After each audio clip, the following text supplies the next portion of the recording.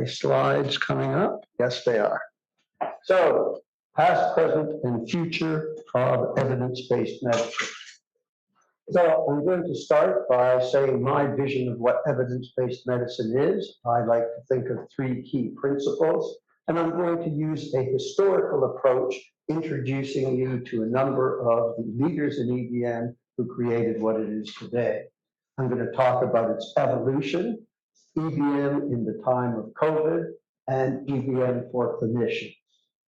So this is the first paper in 1991 in which the term evidence-based medicine appeared in the medical literature.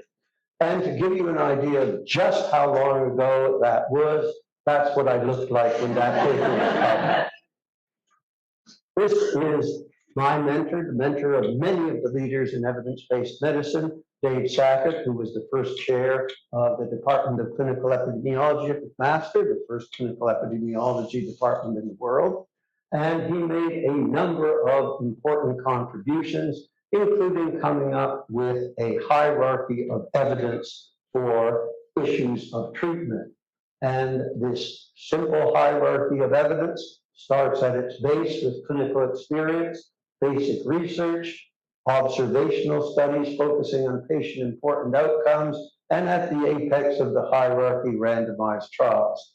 This simple hierarchy served us very well for quite a long period of time, but things advanced, and later on in this talk, I will show you about a more sophisticated hierarchy that has advanced evidence-based medicine and that we use nowadays. Next individual that I'd like to introduce you to is Ian Chalmers. Ian Chalmers had the vision of what became the Cochrane collaboration, and he not only had the vision, he had the energy and drive and passion to create the Cochrane database and the Cochrane collaboration. This is a slide that we call forest plot. How many people in this audience are familiar with such plots? Okay, almost everybody familiar with such plots. And by the way, a testimony to what's happened in evidence-based medicine in front of clinical audiences 10 or 15 years ago, I had to go through and explain exactly what these forest plots are. Now, when I go all over the world in front of clinical audiences, I can put it up and the clinicians understand what a forest plot is. It shows how evidence-based medicine has impacted on the clinical world. Well, this is a somewhat different forest plot than you're used to, and it is a cumulative meta-analysis. It's a cumulative meta-analysis of thrombolytic therapy after myocardial infarction. And the first randomized trial of thrombolytic therapy after myocardial infarction occurred in the late 1950s, enrolled 23 patients, and as a result had a very wide confidence interval. The second one enrolled not 65 patients, but 42. In this cumulative meta-analysis, the numbers are all the patients in all the trials as we go down. And if you look at 7 trials and less than 2,000 patients, the confidence interval is still crossing no effect. Thrombolytic therapy may be beneficial, but it may be harmful. By 10 trials and over 2,500 patients, the confidence interval is no longer crossing no effect.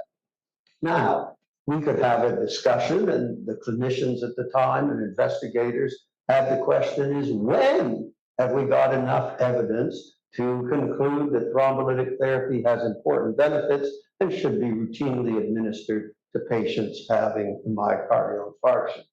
And I think probably most of us would say that by 30 trials and over 6,000 patients, confidence interval is a long way from no effect. We're getting very low p-values, and we can say with some considerable confidence that thrombolytic therapy reduces deaths after myocardial infarction by about 25%. Did that stop the trialists from doing randomized trials? No, it did not. And indeed, there were another 40,000 patients enrolled in randomized trials of thrombolytic therapy after the answer was in, half of whom did not receive the life-prolonging benefits of thrombolytic therapy. Why was it But they had to keep enrolling patients for these trials after the answer was in. I think the explanation for that is on the right side of this slide, which shows the recommendations by experts, expert cardiologists publishing in journals and textbooks about what people should be doing with thrombolytic therapy. Should it be administered routinely, only for specific indications? Should we think of it as experimental? Or it's not even worth mentioning. And if you look at the mid to late 1980s, you have a wide spectrum of disagreement among these experts. Some of them are beginning to get it, but others only for specific indications, some calling it experimental, and one not even mentioning it. And it is a decade after the answer was in that finally they conclude it's right and are routinely recommended. There's finally a consensus. And when I talked to the trialists who were there at the time, they said, we just got to keep doing trial after trial until these guys finally get it. So, two messages here: widespread expert disagreement and a decade behind the evidence. Second story, and the second story, also patients after myocardial infarction. And for a long time, we knew that patients after myocardial infarction are at risk of lethal arrhythmias. And we knew that lidocaine was a nice antiarrhythmic drug. And so 45 years ago, when I was training at the Toronto Western Hospital and rotated through the coronary care unit, every patient who came through the door, I started what we called a lidocaine drip and intravenous infusion of lidocaine. Was there ever any evidence from randomized trials to support what I was doing? No, there was not. If you look at the 2 decades in which this evidence was accumulating, it's always on the harm side, increased mortality with lidocaine. Does that stop the experts from recommending it? No, it doesn't. If you look at the right side of the slide, again, lots of expert disagreement. Some say yes, some say no, not mentioning it, but the majority say yes, despite the evidence. And that's why I was giving it out to my patients in the coronary care unit, putting them at the risk of adverse effects without benefit. So, these two stories, experts a decade behind the evidence, experts, very smart people, making recommendations contradicting the evidence, and this widespread expert disagreement. Now, these are old stories. And about 1990. Something happened in 1990. Experts still disagree, they still get it wrong sometimes, but probably not so bad as the stories that we have here. Anybody have any idea what happened in 1990 to make this egregious expert disagreement and getting it wrong, might make it much less likely? What happened in 1990 to change the picture? Anybody have any idea? No? Systematic reviews and meta-analysis. Before 1990, it weren't appearing in the literature. I would submit to you that had the experts seen these forest plots, they would have got it 10 years earlier than they did for the thrombolytic therapy, and they would have stopped giving out lidocaine much, much earlier than they did. So bottom line, as a result, is one of the principles of evidence-based medicine that Ian Chalmers obviously epitomizes is that we need systematic summaries of the best evidence. And if the experts had had the appropriate systematic summaries summarized in systematic reviews and meta-analysis, they wouldn't have gone so terribly wrong. Third person I'd like to introduce you to is Brian Haynes. He was the chair of my department at the Master for a decade and made numerous contributions to evidence-based medicine, one of which is summarized in this paper, published in the BMJ in 2002, that made the case that evidence does not make decisions, people do. And I'm going to give you an illustration of a study by one of the authors of this paper and one of my colleagues at McMaster, who's now changing the world in terms of perioperative medicine, P.J. Devereux.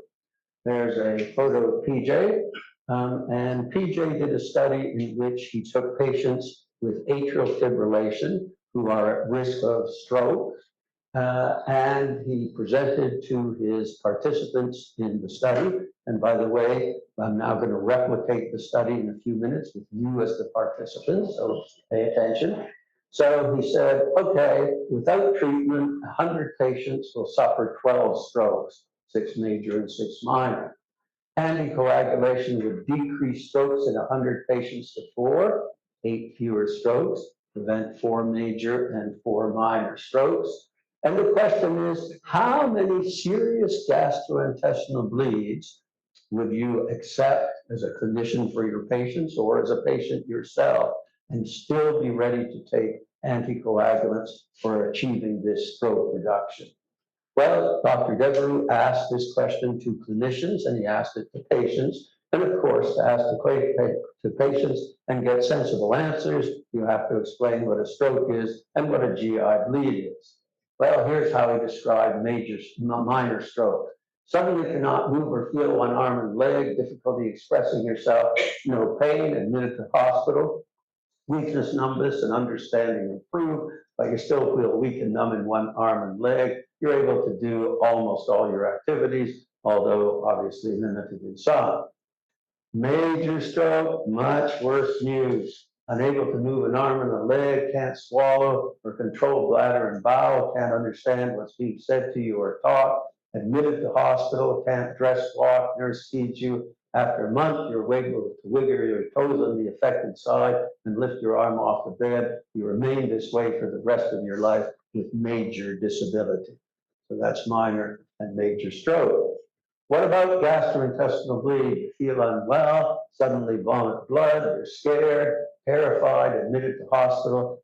Doctor does an endoscopy, sees the source of the bleeding, gives you sedation, stops the bleeding, you receive blood transfusions, replace the blood you lost, stay in hospital a week, and gradually make a complete recovery. So there is the stroke, minor and major. There is the gastrointestinal bleed. And now your question. 12 strokes in 100 patients. Anticoagulation decreases it to 4. 8 fewer strokes in 100 people, preventing 4 major and 4 minor. And my question to you, as a patient or a clinician, is how many bleeds would you accept in 100 patients and still be willing to recommend to a patient or to take yourself anticoagulants? Before you answer, any questions about what I'm asking you? No? Okay. All right. Okay. How many people would accept 5 or fewer bleeds? More than 5 bleeds, no thanks, no anticoagulation.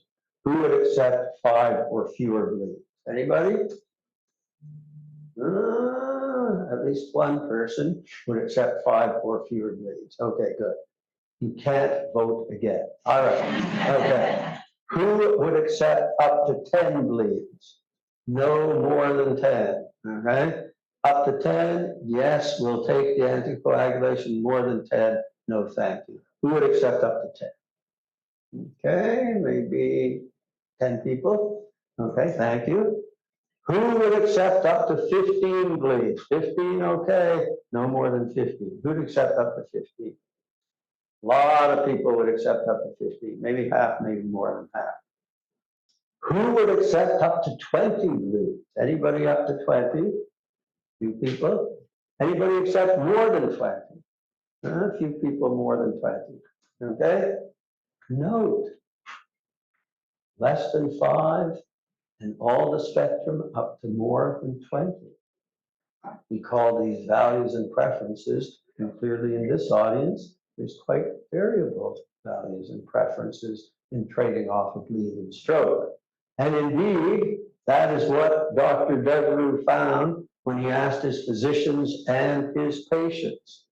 So In front, I've replicated Dr. Devereux's findings many times. If you look at the bluish bars, they are the physicians, and you have a flat distribution. The distribution here was widespread. Again, you're shifted more to the right than the clinicians in most clinician audiences. How many people here take care of patients? Hands up. Okay. This is essentially a non-clinician audience. I think that's why the distribution is shifted to the right. Clinician audiences, I get this flat distribution all the time. So Dr. Devereux's findings are easily replicable. But look at the patients. Patients more like this audience, although you weren't perhaps as extreme as these patients, they were ready to, 2/3 of them were ready to accept 22 bleeds to prevent 8 strokes. Why, you ask, 22? Seems like a bit of an odd number. It was because Dr. Devereux, when he set up his study, was thinking like a clinician, and he didn't think anybody would accept more than 22. If you had given them a chance, they would have. But there's so one finding so far. Great variability in values and preferences across the physicians. The patient values and preferences very different from the clinicians. So if you were relying on substituting the physician's values and preferences for the patients wouldn't be getting the care that they should. But one other finding, and a very important finding from this, although 2/3 of the patients are very stroke averse, much more stroke averse than the clinicians, much less bleeding averse than the clinicians, there are a few at the other end. There are a few who, like the clinicians, are more bleeding averse and less stroke averse. And that tells you something about clinical practice if we want to get it right for all our patients, because patients' values and preferences differ. We need to do for value and preference sensitive decisions, shared decision making with our patients to make sure that the decisions are consistent with each patient's values and preferences. So, the 3 principles of evidence-based medicine.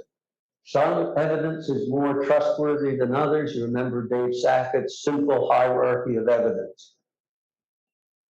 Best clinical care requires systematic summaries of the best evidence. We saw how terribly wrong these smart cardiologists were getting it when they didn't have systematic summaries of the best evidence.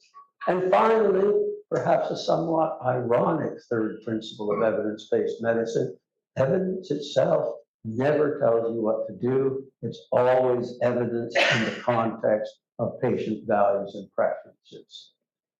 That, by the way, is the User's Guide to Medical Literature, which is our sometimes called Bible of Evidence-Based Medicine, which presents the whole picture focused on these 3 fundamental principles. Next individual is Andy Austin. He trained with us at McMaster many years ago, subsequently went to Norway, where he is recently retired.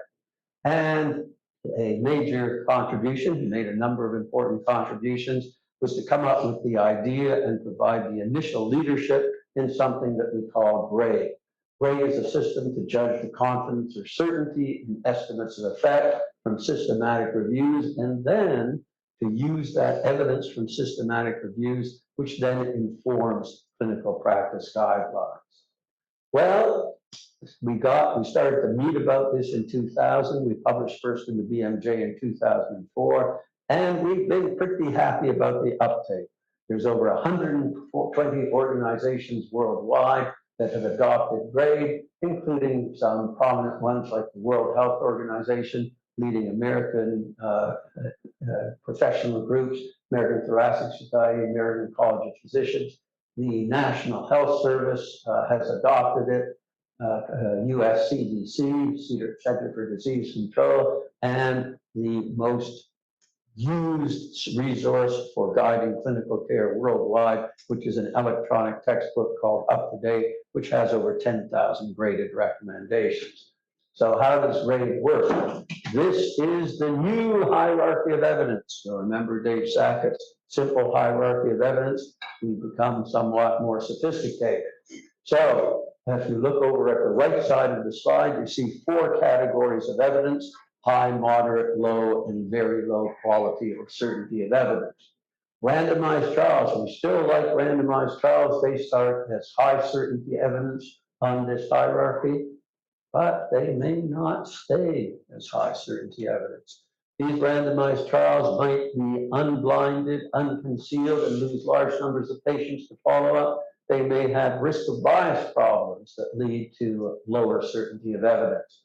There may be a small sample size across the trials, and as a result, a small number of trials, as a result, wide confidence intervals, imprecision. The results might be inconsistent from study to study, and we might not be able to explain heterogeneity or inconsistency, and they may have publication bias. And one other, something we call indirectness. I practice as a secondary care hospital-based internist, and lots of my patients nowadays are over 80, and some of them are over 90. I try to practice cognizant of the results of randomized trials, but I have some hesitation. Very few of the people in those trials were over 80, and almost none of them over 90. Do the results of the trials apply to those older patients? Maybe, but I'm less certain. So the evidence from the younger patients gives indirect evidence for the patients whom I'm trying to treat optimally, those older patients. So we have then 5 reasons, 5 categories of reasons why randomized trials might not give us high certainty evidence.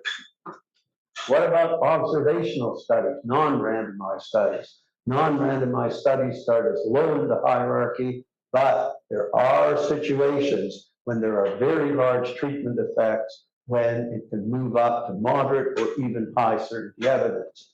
So things like dialysis in patients with renal failure, epinephrine and anaphylactic shock, intubating somebody who is dying of respiratory failure, insulin and diabetic ketoacidosis, replacing the hips of people with hip osteoarthritis.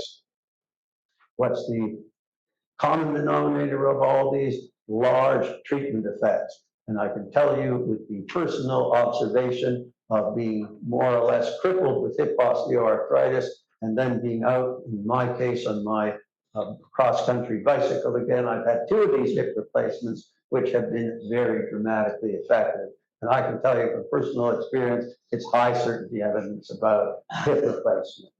So, much more sophisticated hierarchy. Randomized trials still stay at the top, but a number of reasons to rate down certainty. Observational studies, in general, much less confident, but with very large treatment effects. They too can yield high certainty evidence.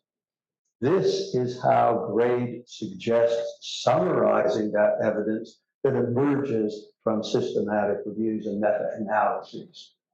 This happens to be baricitinib for patients with severe or critical COVID infection. And on the left side, you see the outcomes of major interest: mortality, mechanical ventilation, adverse effects, and hospital length of stay. In the second column, you see the relative effects, in this case, odds ratios, along with the number of studies and participants. But what patients are interested in is not relative effects. Patients are interested in absolute effects, and so the crucial next columns focus on absolute effects. So you have the standard care, in this case 13% will die. If that odds ratio of 0.62 is right, it's going to be 8.5%. So 445 per thousand, or 4.5 fewer strokes with the associated confidence interval. And then the quality of the evidence: moderate for mortality, low, by the way, for mechanical ventilation, high for hospital length of stay, and then a plain language summary. In this case, for instance, baricitinib probably reduces mortality.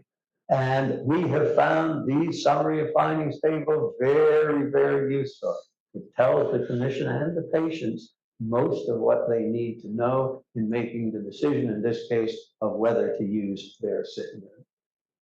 So, all that was about grade and certainty or quality of evidence. Grade also suggests how to go from evidence to making recommendations. Very simple 2 categories: a strong recommendation when the benefits clearly outweigh the downsides, and a weak or conditional recommendation when there is a closer balance between the benefits and the downsides. Two things can lower our recommendation from a strong to a weaker conditional recommendation.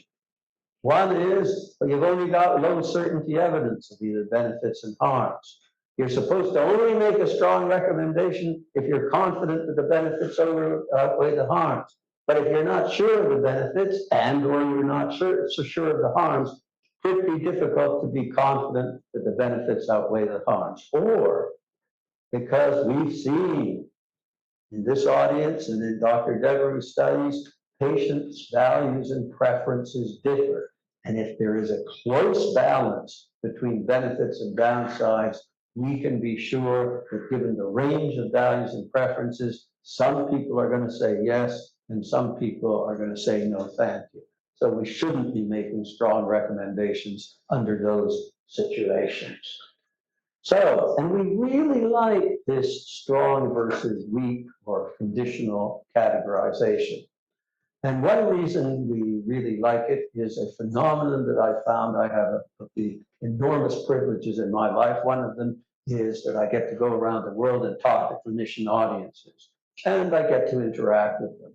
And one of the questions that I ask them, I always get the same answer wherever I am in the world, and everybody or almost everybody in the audience of clinicians gives me the same answer.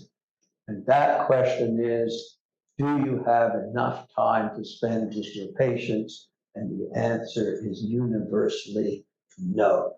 Okay? That means that clinicians worldwide, it's worse than obviously in low-income countries, but it's true here in high-income countries, we don't have the time that would be ideal to spend with our patients. And as a result, we've got to ration our time with the patients. And GRADE can help us ration our time. And I'll show you that as I go through this slide. Well, first of all, it's helpful to think that a strong recommendation means what would happen if you took 100 or 1,000 patients and fully informed them so they understood the trade-offs between benefits and downsides. If all or almost all of them would make the same decision, you've got a strong, good case for a strong recommendation. If you believe that there will be variability, some will say, some will follow what you're recommending, but a substantial proportion will not, then you need a weaker conditional recommendation.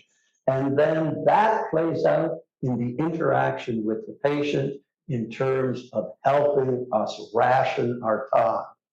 Full shared decision-making takes time. If the guideline panel has got it right and has made a strong recommendation, it means that all or almost all fully informed patients would make the same choice.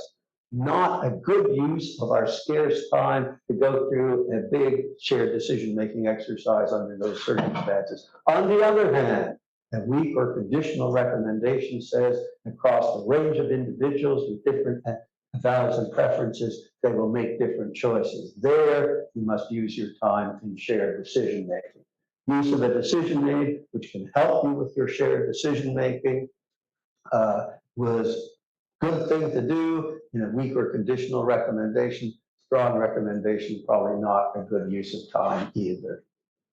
So, guidelines, average values and preferences to inform recommendations. That's all guidelines can do. They can make a single recommendation, can be strong or conditional, that's important, but it's still for groups of patients. With the individual patient, we want to focus on their values and preferences and get the right answer for that individual. And Victor Montori, among again my amazing privileges is having the chance to work with many of these folks. And Victor was with us for a couple of years. Victor is now at the Mayo Clinic and leads the world, in my view, in shared decision-making, advances in shared decision-making. He's a diabetes specialist, endocrinologist, subspecializing in diabetes. And so he has a lot of patients who are making decisions about their care in their diabetes. And he's come up with this idea of helping with shared decision-making. He has these cards, and the cards say, There's now, as you can see, multiple different medications that you can use with patients in diabetes. Well, what's the effect of these medications on your weight, on hypoglycemia, low blood sugar, on the level of blood sugar control, on your daily routine, on what daily sugar testing you need, if any, and on the cost. Now, Victor goes to the patients and he says, pick a card. Which card are you most, let's start with the one you're most interested in. What do you think the most popular first card is? Cost? No.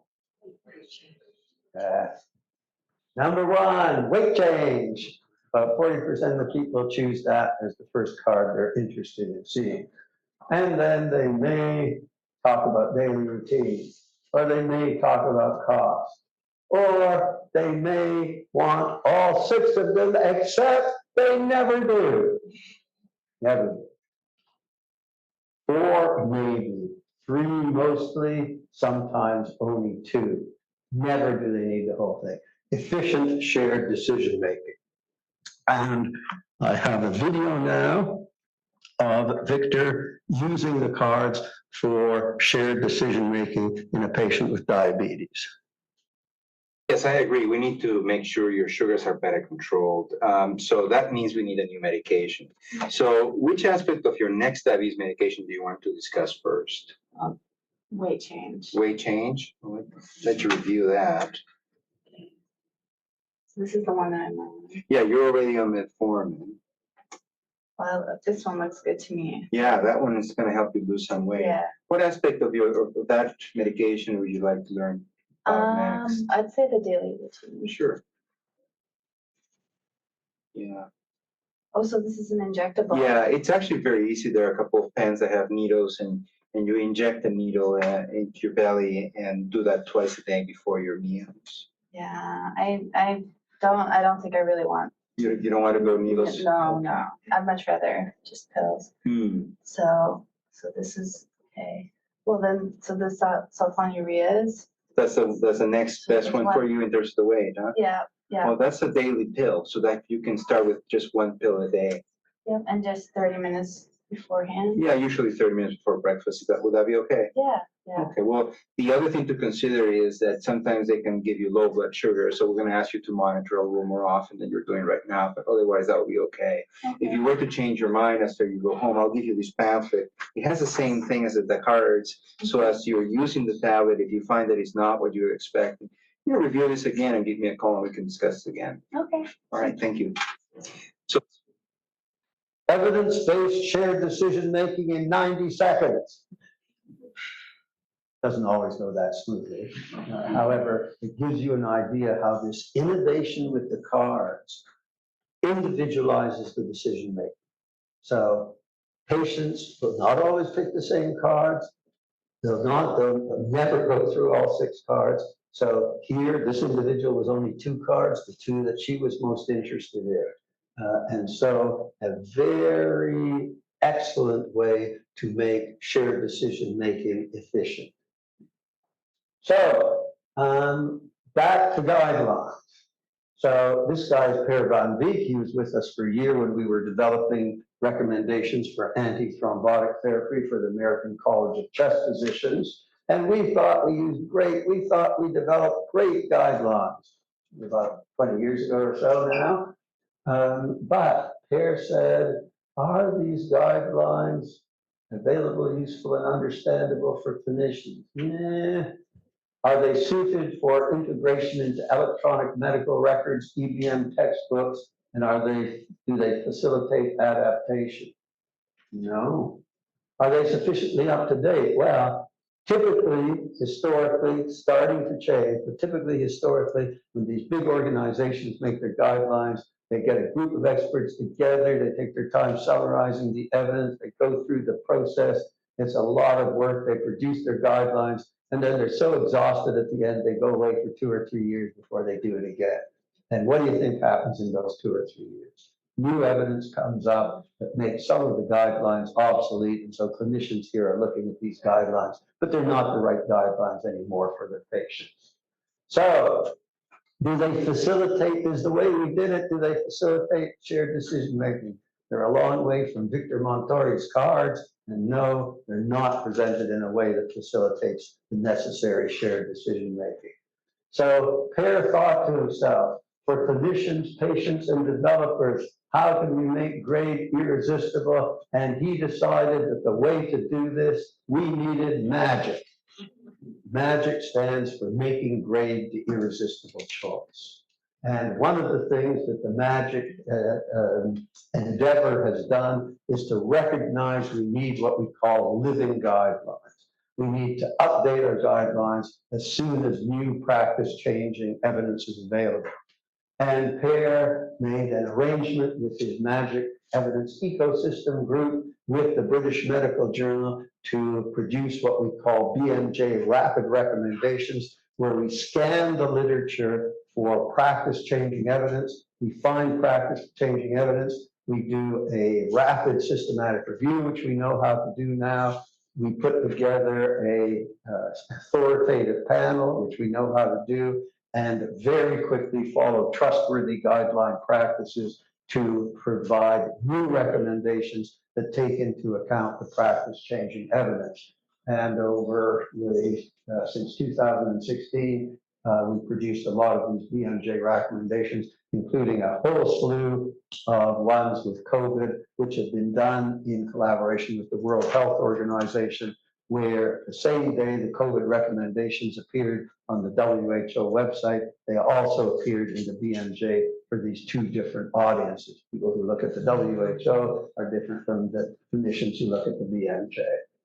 So the Magic app is a electronic platform, a platform for producing guidelines and for publishing them, that plays a big part in making the guideline process optimal. So it's structured in analogous to Lego blocks, where you have the PICO question, the recommendations, you can go evidence profiles, the summary findings table that I showed you. Eventually you can go back to the individual studies if you want.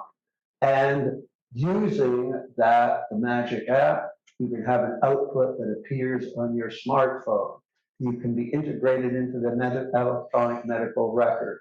It's very suitable for adaptation, and it helps with decision aids, which I'm going to show you. So what we can do now as a result of all these advances is the systematic reviews structured on great principles, the evolution of decision aids using Victor Montori's principle of having the patients pick what they are most interested in, and then the Magic app allows us semi-automated production of decision aids. Thomas Agaritsis there, along with Per Van Beek, is now leading the Magic enterprise, which continues to make advances in guidelines. So, in the context of COVID comes along. Gigantic public health crisis. We need treatments. So, and we need evidence summaries quickly.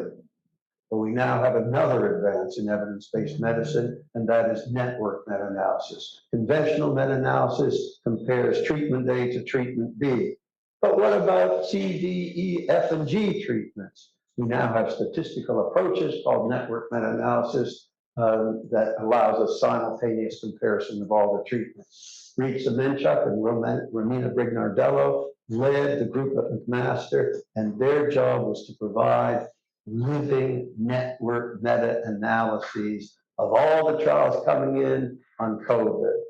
Big job when you consider that at the peak, there were 20 trials getting published every week. And they got a team of about 60 people, methodologists at McMaster. There's enough of these folks around that they could do that, to provide a little factory to produce, to process all this evidence and produce updated network meta-analysis, which informed the WHO guidelines that we were helping the WHO, and Magic was helping the WHO producing their guidelines, which then ended up as BMJ rapid recommendations. And so this is an infographic. Nowadays, infographics are very very popular.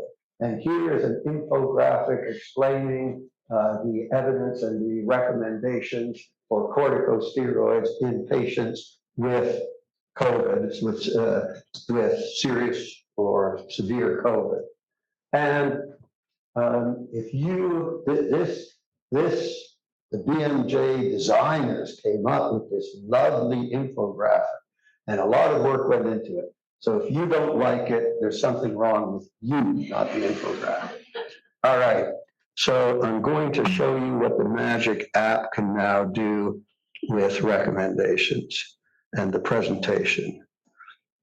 So this is going to take us to the WHO website, where all the WHO recommendations that flowed from this network meta-analysis and that the Magic team, of which I'm proudly a part, helped with their recommendations. This is for nirmatrelvir ritonavir, otherwise known as Paxlovid, which is the most effective treatment we have in COVID for the non-severe COVID. And you can see a recommendation, a strong recommendation highlighted in green for the use of this Paxlovid in patients at high risk of hospitalization. But if you're at lower risk of hospitalization, your gains from the nirmatrelvir ritonavir are less. Now we have a conditional recommendation coded in yellow color, not strong anymore. And most of COVID now is no more than regular influenza. Most of us who get COVID now, we're not sick at all. No need for the nirmatrelvir ritonavir. So in that patient group, we have a conditional recommendation against. Now, what's lovely with the Magic app is, okay, you have your recommendation right underneath. You have some key elements, including the fact that there's lots of interactions with other drugs, so you have to be careful, but you may be interested in the research evidence. So if you are interested in the research evidence, you can go here and look at this. You have one of the summary of findings tables that I showed you before, which is Grade's way of summarizing the evidence. You see mortality and admission to hospital, and you see it again, and you see it again. And the reason is that we have the low, medium, and high risk patients, and the impact of taking the nirmatrelvir ritonavir is going to be very different in these different groups of patients. So we need to show that in our summary of findings table. You can then go to evidence to decision. So the evidence to this Grade's evidence to decision framework, benefits and harms, certainty of evidence, values and preferences, resources and other considerations. You can go to, if you're interested, to the panel's justification. Why did they make these recommendations? You can go to practical issues. And if you're this sort of clinician, which I don't think is that rare, all you're going to do is go to the recommendation, and then you're going to go straight to the practical considerations about dose, the way of administering it, worries about interactions with other drugs. But you have all these other things, including the evidence summaries. And if you are really that kind of clinician, you can go to a decision aid. And so we go to the decision aid, and you see mortality, admission to hospital, mortality, admission to hospital, mortality, admission to hospital. Why do you see three of them? Because it's the low, medium, and high risk groups, because the impact of nirmatrelvir ritonavir is very different in groups at high risk of hospitalization and other bad things that are happening, and most of us, fortunately, at low risk. So if we go to the intermediate group, and we look at, and this then is done, again, a Victor Montori model. The patient can say what outcome they're most interested in. But it's shared decision making, and the clinician can guide the patient, and they might say, well, the real action is in admission to hospital. And the deal is that if you are not taking your Paxlovid, you will have a 30 per thousand or 3% probability of being admitted to hospital. And if you do take it, it goes down to 5 in 1,000 or 0.5%. And because we know patients can struggle with their numbers, We have, if you see the whole thing, that's 1,000, depicts 1,000 people. The black and the highlighted black and orange is the full 30 people who will need hospitalization if they do not use the nirmatrelvir ritonavir. The 5 who are in black are the ones who will still be hospitalized despite using it, and the 25 in color out of your 1,000 will be the ones who benefit from taking the nirmatrelvir ritonavir. So there is a visual depiction for the patients of the magnitude of the effect.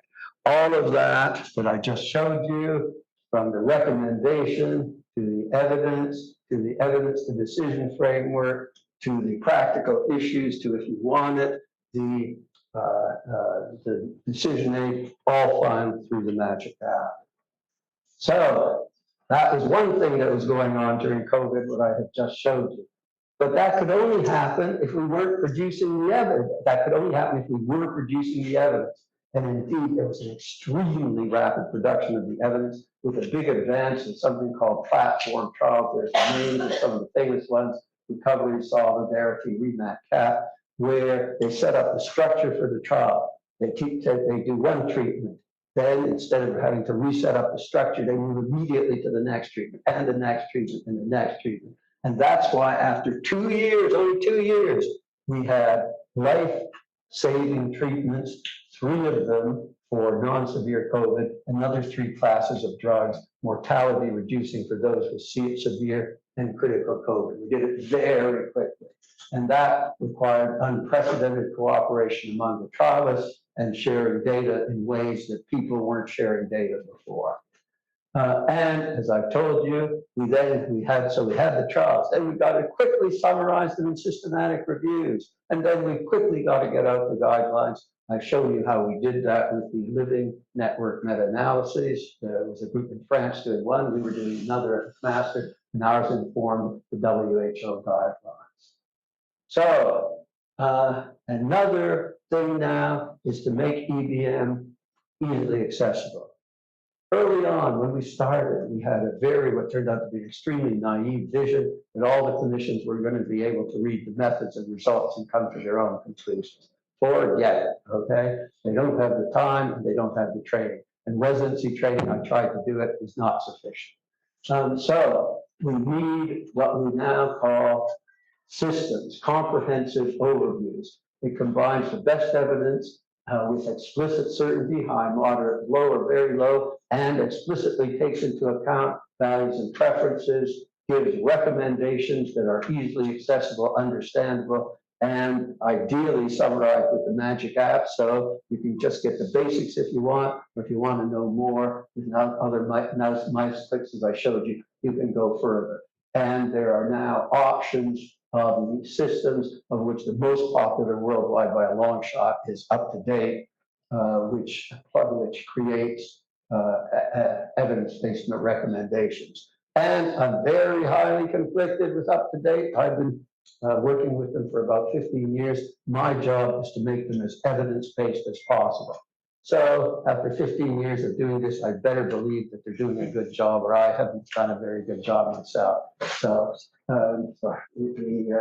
anyway, we have these systems, and in the future, it's something's going to happen that's going to move it, make it much more efficient. Is AI, no question. The full picture isn't there yet, but it's going to make things even better. Okay, there is another issue that has come up. Is this EBM is involved, it's got too complicated. So we've lost sight, I believe, of the balance between simplicity and rigor. We have the Cochrane is a criminal organization with respect to being too complicated, in my view. They have produced Cochrane risk of bias too complicated.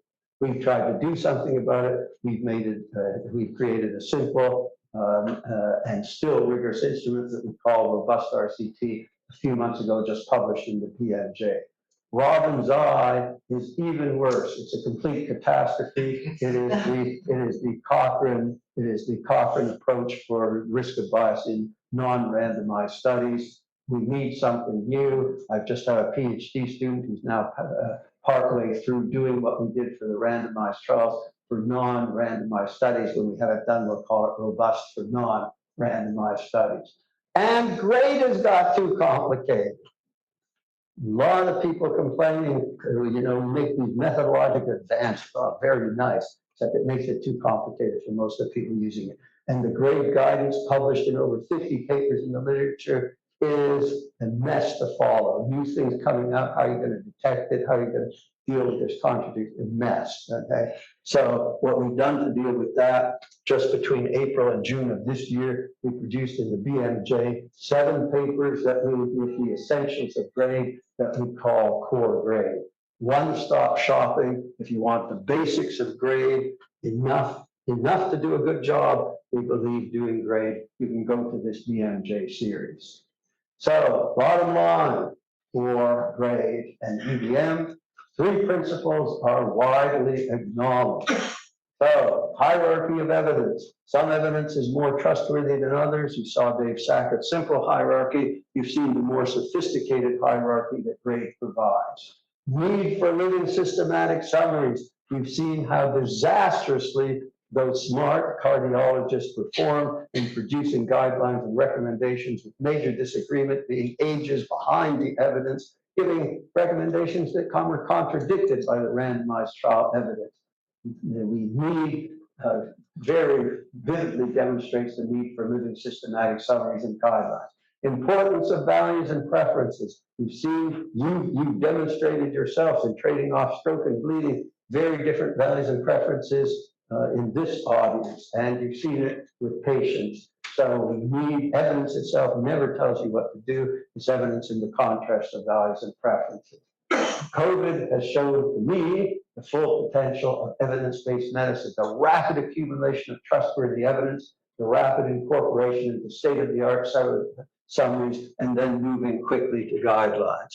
So that is my summary of evidence-based medicine, the past and the present, and something about the future. And I'll be happy now to address any questions or comments that any of you have.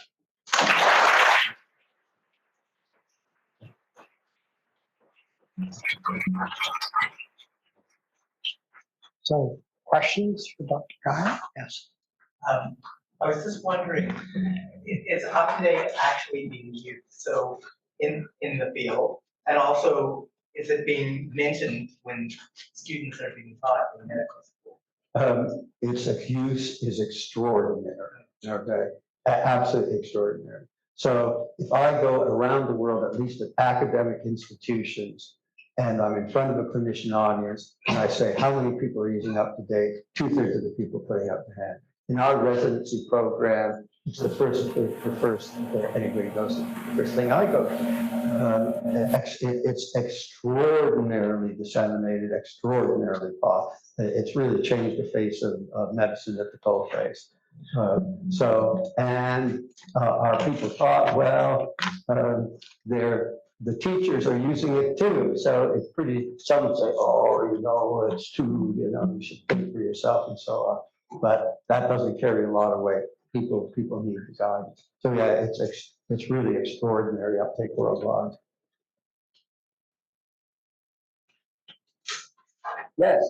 Yes, you mentioned earlier in the lecture some of the difficulties in handling evidence-based medicine in populations that don't participate in clinical trials as much, such as elderly individuals. What are some ways to alleviate the problems we have in other groups, like women who are underrepresented in those trials? Well, there are huge efforts for well over a decade now to if maybe Mr. Trump will change all this, but up to now, there have been specific, you must make efforts to get a representative population with respect to women, with respect to minorities, and so on and so forth. So that's been one thing. The other thing, though, is to realize that for how many treatments is the biology sufficiently different in men and women that you're going to have different effects? Answer is almost none. There may be some, but very. So for many of these, there was just a paper that looked, we worry about multiple morbidity. Are people with multiple, you look at treatment that's multiple morbidity versus no multiple morbidity. They did a huge systematic survey of all the trials, multimorbidity, no multimorbidity, across 100 different recommendations. 0 different clear differences. So yes, we should pay attention to it. Yes, you're absolutely right. We should try to make our enrollment in the trial as representative and wide and disparate as possible. But fortunately, serious subgroup effects, serious interactions, serious effect modification is fortunately unusual for relative effects. Absolute effects is different. We have, all the time, we have differences in baseline risk, but those are very easy to document, like in the COVID, the low risk, the moderate risk, and the high risk, where the relative effects will be the same, but the absolute effects will be very different. Yes. As you mentioned, so it Open Evidence is a very popular search platform with AI where it summarizes and links to comments, so it's better than chapter. But it still like selects various parts. It's a bit much triaging in my opinion. What are your opinions on AI as a whole? Because it's already there.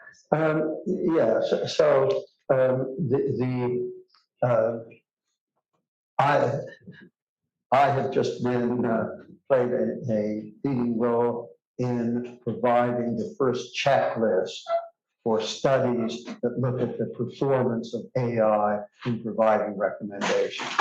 And this is still, most of the studies that have introduced are crummy. That's why we're doing the checklist. But things need to be checked out.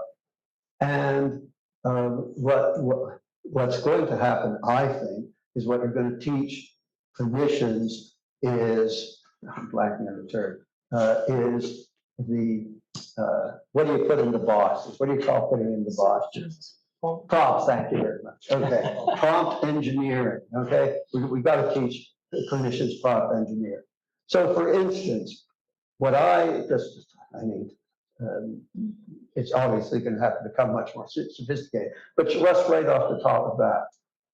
Should I recommend colon cancer to my patients? What is the most recent comprehensive guideline that used the GRADE approach to summarize the evidence and make recommendations? That's what should be in the prompt. Okay, and then you just tell it what should I do? It'll go. God only knows where it'll go. So we need clinicians need to learn to make the prompts that will actually get them to the best evidence. When they do that, I'm afraid I love working with up to date, maybe out of business, because although if they let the AI into up to date, maybe it would help AI. Anyway, the bottom line is, I think with appropriate prompt engineering, at the moment, you just throw it in and you get nonsense, lots of nonsense. With appropriate prompt engineering, it seems to me that should be correctable. Reinhardt. Great talk. Thank you. So your in situ demonstration of values and preferences are here. So I want to ask you about social media. Yes. That reflects something. Even when the evidence is absolutely the usual average person, and Yes. there's still this influence that's going on. Sure. So what can be done in terms of counteracting or balancing that out? So are you on social media? Are you an influencer? I try. He is. I know. Yes, anyway, sometimes I put up my links to my social media, but anyway. Now, one of the things, years ago, I might have tried to answer your question. However, I am now an evidence-based guy, and as a result, I am not a sociologist, I'm not a political scientist, I'm not a social anthropologist, I'm not even sure what social science is best equipped to answer your question, to say nothing of being able to do it, and I don't know the evidence on the matter, okay? So don't ask me unless somebody here in the audience would do a better job than I do if they happen to know the evidence that might address it. I could go on and speculate like most people do, But one of the things, evidence-based medicine, to me, it can change your life. Because you stop and ask yourself about anything, an educational question or a question like you just asked me, and I stop and say, do I have any idea what the evidence is? Answer is no. So I can mouth off about it, but I should not take myself seriously, nor should anybody else take me seriously.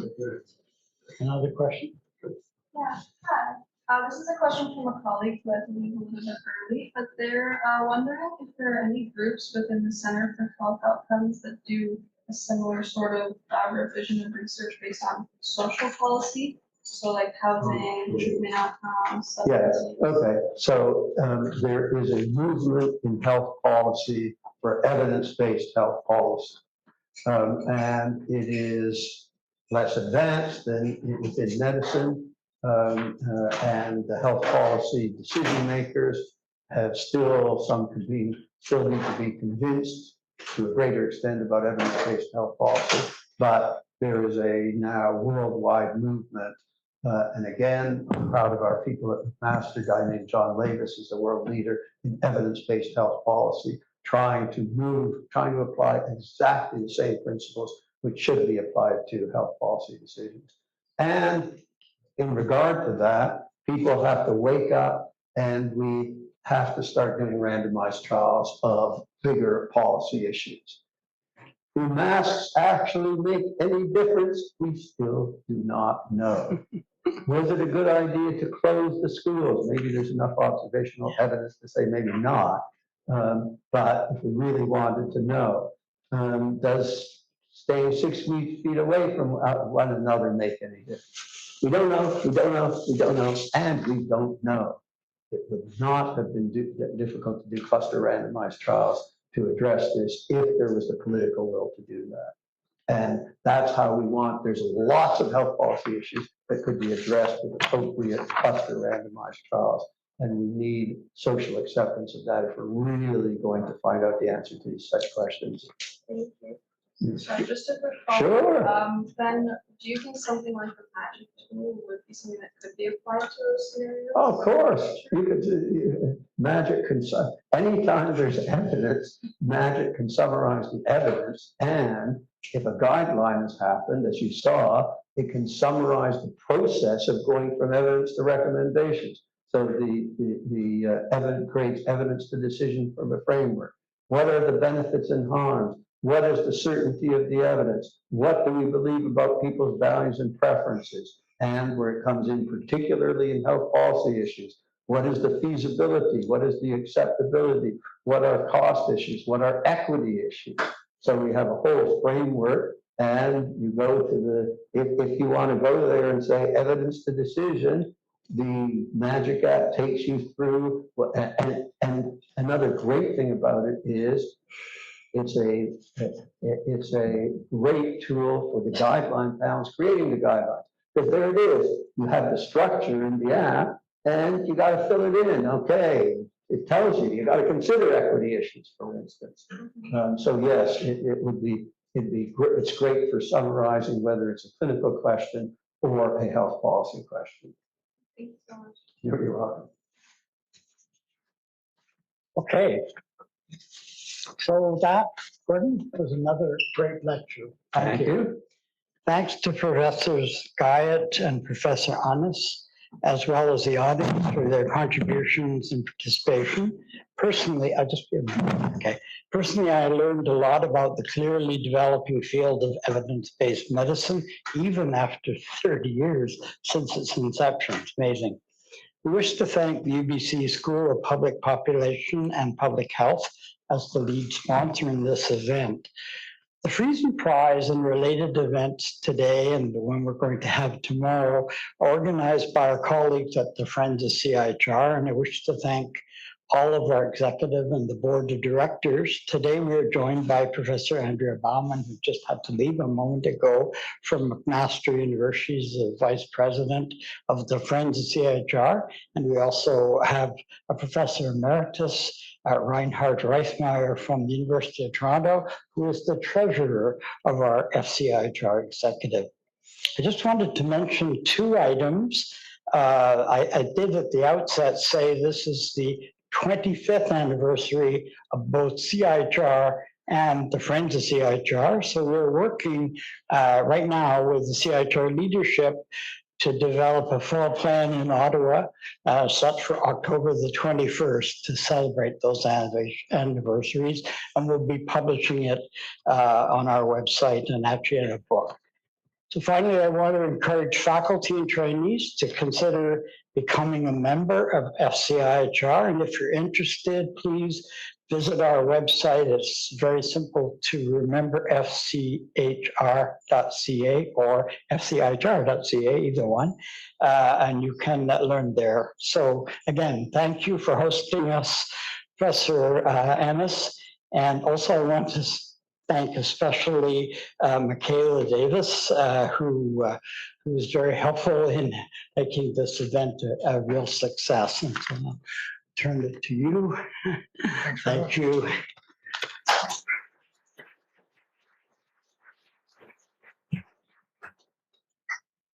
For those of you who don't know me, my name is Darryl Knight, and I'm the Vice President of Research and Academic Affairs here at Providence, and also President of the Providence Research Institute. And apparently I'm Aslam's bosses as well. So good to know, Aslam. I appreciate it. Thank you. Dr. Guyatt, thank you very much. That was an exceptional presentation. I think there's a challenge to the non-clinicians in the audience too, of how we can relay some of the information that we heard and put it into practice in our research. Don't accept the status quo is one of them. Always go where the evidence is, but always add to the evidence. I think are really, really important pieces. The other bit that I think really was highlighted for me is when I was growing up, there were two truisms in life, death and taxes. There's now a third, digitalization.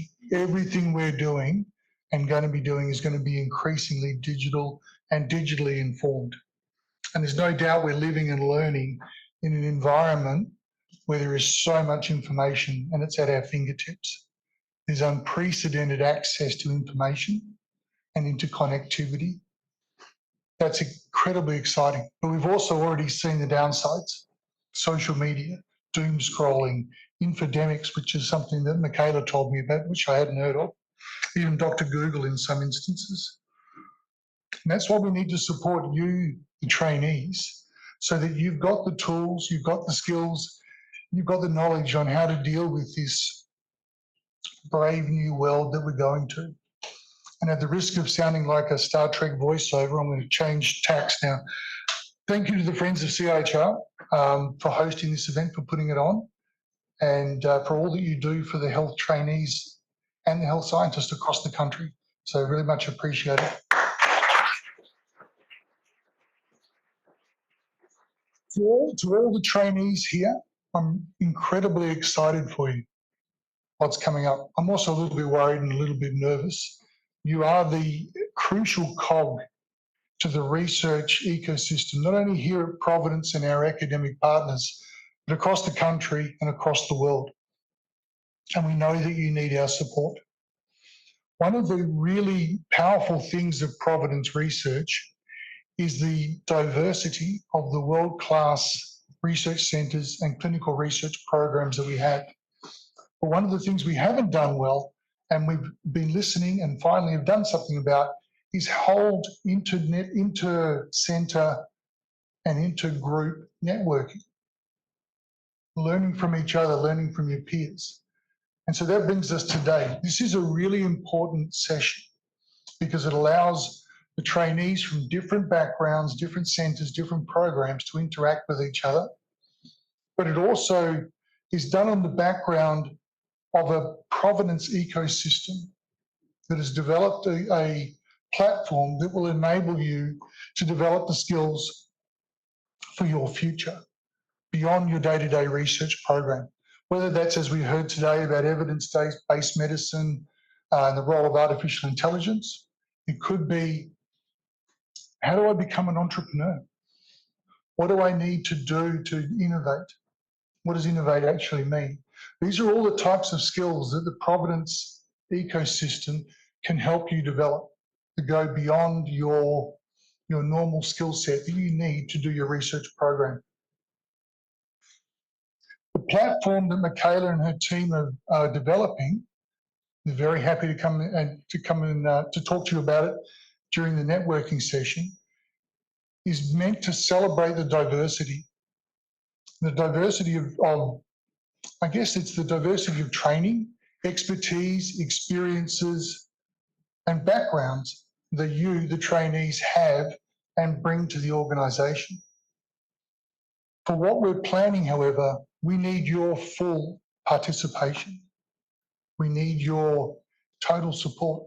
And to that end, you'll be getting an email in the next few days on more details about this platform, about the support that we're going to be able to offer, and how you can get involved. It's crucial that you get involved. And as I said, please talk to Michaela and her colleagues on how you can get involved, how you can, I guess, mold it so that it becomes something that's relevant to you. We can only do that if we have your input. And to everybody here, I wanted to say thank you for participating.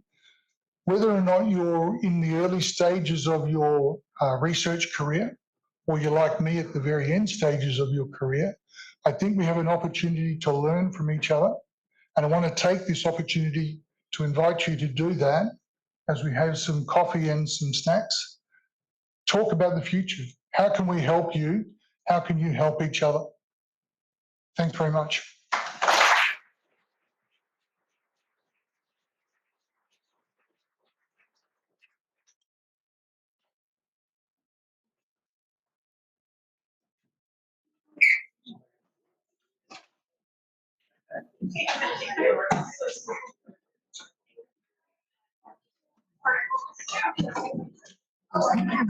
The presentation about one of the things I used to tell my trainees was, why are you doing that technique? Because that's what we always do.